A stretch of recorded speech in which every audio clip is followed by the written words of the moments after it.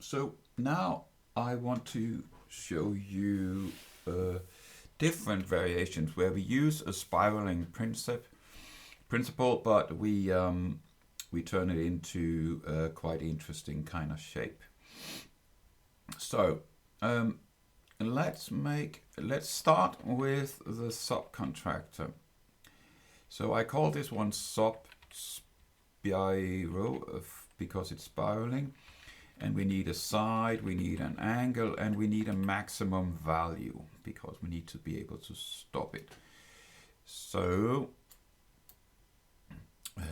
let's do the usual that we do the three variables. Yes, and we have an empty block for now. So just so have something to work with. I don't know.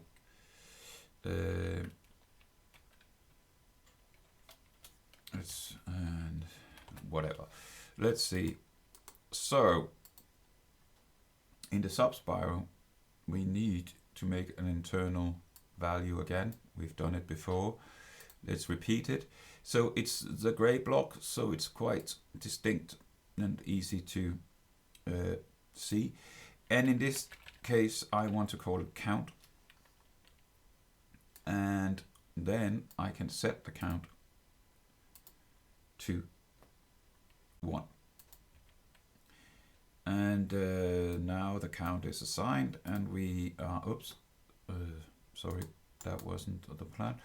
And then we can do repeat until, and so I'll go to control.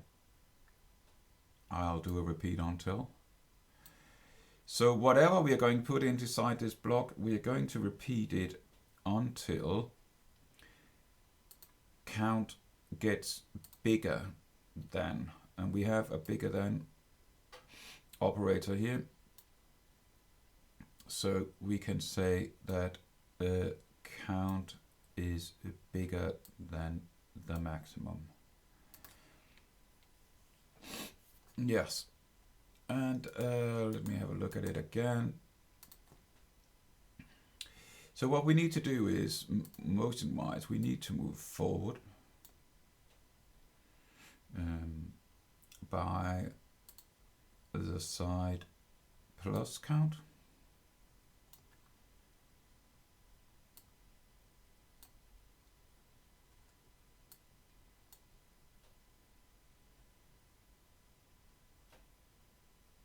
Sorry, times count. So I can actually relabel, if my mouse would be working, I can relabel a plus operator to multiply like this, like so. So you can right click and relabel it. And then we need to move right by the angle amount, not surprisingly. And then I'm going to increment the counter. So I am going to say change the counter by 1, which means we add 1 to the counter. So let's see what happens. And what you can see is my side length quite a lot too long. So the maximum you can see is the number of,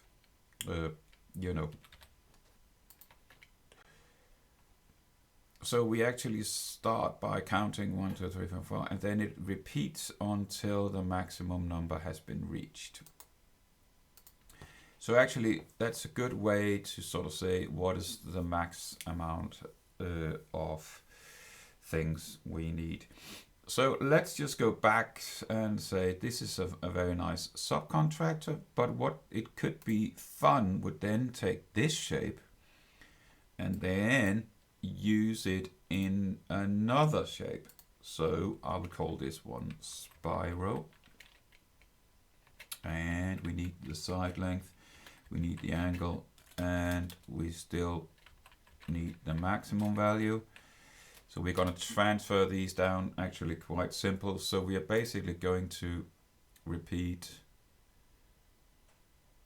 I don't know, 10 times, and use the sub spiral and see what happens. So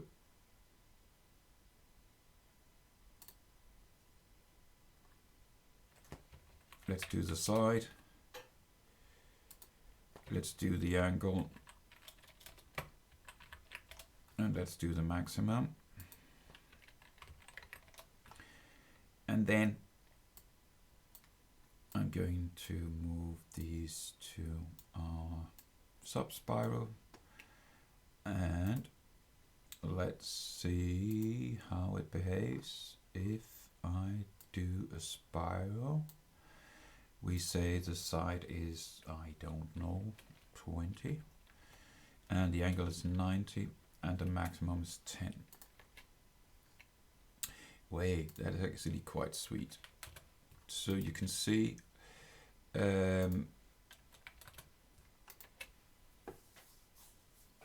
so we are basically saying with these kind of angles, do repeat it, and then you can see what's going on. So if I increased it, the maximum, to 12, you can see it would start coming slightly apart because we need to hit, I think, actually an even number, but even this can be quite interesting to play around with.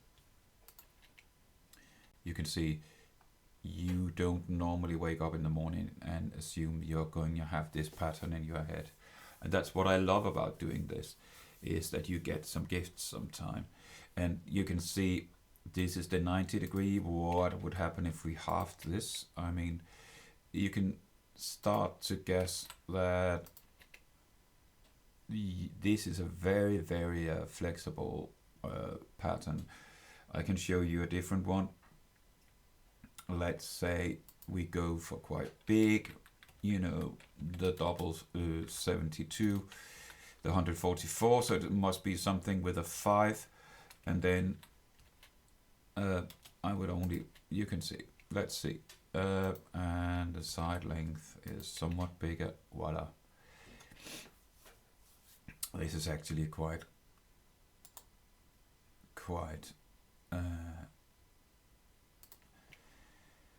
I want to save this one, so for me that's 5 star, 5 pen, 5 penta, whatever, pentagonic-ish stars. Yeah. So that was that one, and I will just duplicate the whole thing and go back to the previous, what was also quite striking, where you have this going on. I actually would like a few more convolutions, so I'm thinking, how was it, 12 didn't work, no, but 14 might, because we need 4 times more to get 4 times 90, so that would mean this would look quite nice. So if my theory keeps up, then the 18 should add another layer. Yes, another layer to the onion. Nice, really nice. So this is a double 2 times quad spiral. Yep. And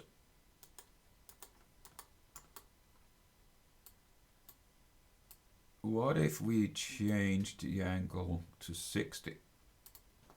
That must be something with, you know, hexa something, and we might start quite simple. There we go. And it's also a very beautiful little weird spiraling. Would that mean that I would have to add 6 for it to still make sense?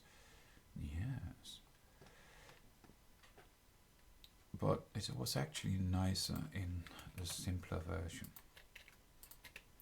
So this is a 3 times hex spiral.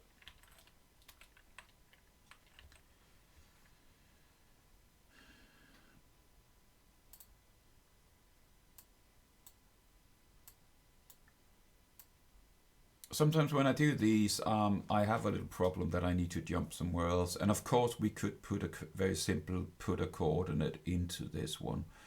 But normally what I just do to sort of save these is just to make an extra copy of the jump that's sort of quite a lot quicker. And then, oops.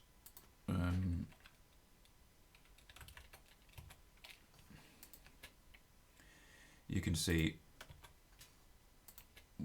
yeah. There we go. This is also a quite beautiful, weird shape.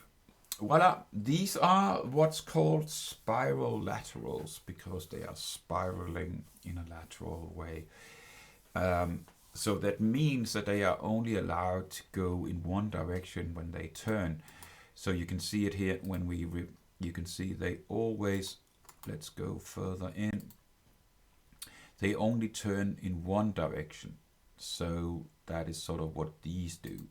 So these are the spiral laterals, and I will save this one. Yep. In the next one, we'll look at what will happen if we allow the spiral to also go in the opposite direction to make it more weird. Nice. Take care.